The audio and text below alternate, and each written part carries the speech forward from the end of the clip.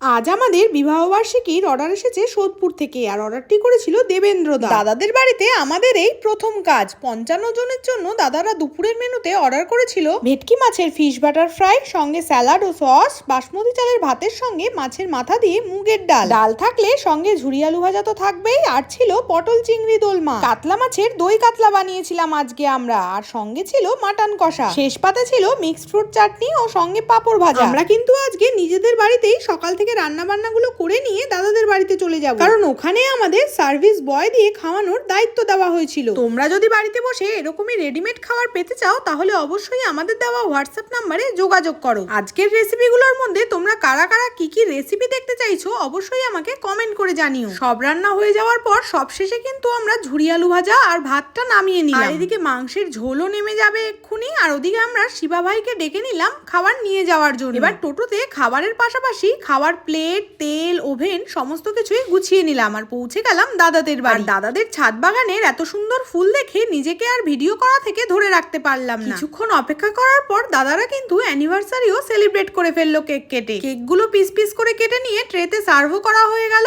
আর আমাদের সাগর ভাই কিন্তু গরম গরম ফিশ বাটার ফ্রাই গুলো ভেজে দিল খেতে বসার আগে, আর আমাদের সার্ভিস ভাইরাও কিন্তু সুন্দর করে গেস্টদের পরিবেশন করে দিল। বাকি খাবারগুলোও আমরা ওভেনে বসিয়ে গরম করে নিয়েছিলাম, আর চাটনি পাপড়ের পরেই দাদারা কিন্তু নিজেরাই মিষ্টির অ্যারেঞ্জমেন্ট করে রেখেছি। আজকের অনুষ্ঠানটি দাদাদের সহযোগিতায় খুব সুন্দরভাবেই শেষ হলো।